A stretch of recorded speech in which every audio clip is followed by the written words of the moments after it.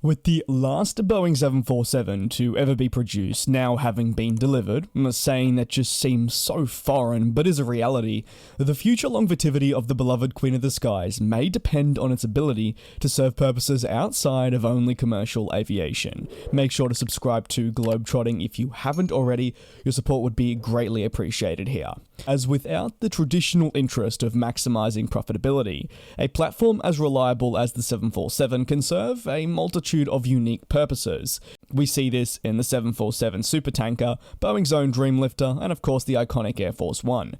But perhaps the most unique of these specialized jumbos was known as SOFIA, NASA's flying telescope.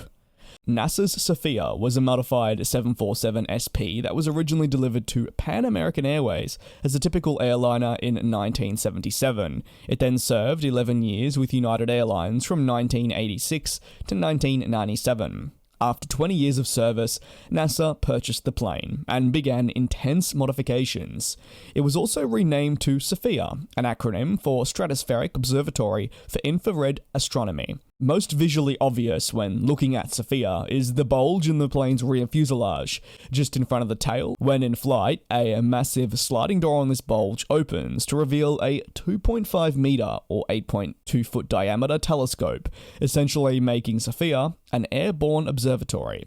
Before SOFIA, NASA had another flying telescope, which was on a modified Lockheed C-14A Starlifter. However, the 747 SP was a superior platform in almost every way. Not only did its larger size and payload capacity mean that it could fit a bigger telescope in it, but perhaps more importantly, it had a higher service ceiling. The purpose of getting a telescope as far from Earth's surface as possible is not to shorten the distance between the telescope and what it observes, but to minimize interference by Earth's atmosphere. As SOFIA's name entailed, its specified purpose was to study phenomena in the infrared wavelength. Typically, that is very difficult from Earth's surface, as greenhouse gases such as water vapor in the atmosphere absorb infrared radiation. However, this is a problem that is almost completely resolved when the telescope flies above about 99% of all water vapor particles in the atmosphere. And the 747, with a high service ceiling of 45,100 feet, was the perfect candidate. The fact that the telescope could be moved anywhere in the world also meant that SOFIA could reliably observe events that may only be visible when over the ocean. During its lifetime, it performed several such missions, making observations of eclipse events on Pluto and Saturn's moon Titan. This gave SOFIA an advantage over even orbital telescopes like NASA's own Hubble.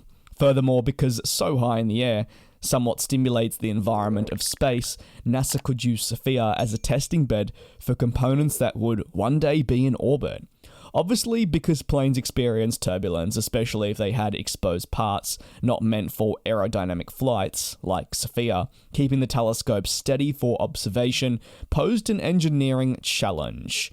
The solution was to design a system of bearings in pressurized oil, using gyroscopes and highly sensitive cameras to adjust the motion of the plane in real time. The system was so precise that it had to be climate controlled to ensure there were absolutely no thermally induced shape changes.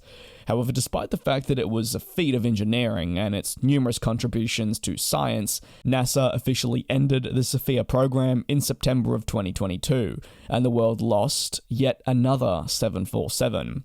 The reason was that the unique aircraft was simply too costly to operate relative to its scientific yield. NASA has an especially tight budget with already expensive and decade-long projects in the works, so every dollar counts. Now the question remains, what will fill SOFIA's gap? Maybe a whole new modified airliner, or maybe something completely different? We'd love to hear your thoughts down below in the comments on SOFIA, and you can do so. Thank you very much for watching another video right here on GlobeTrotting. Stay tuned as we answer more of your burning questions, more aviation analysis, and explore aircraft just like these.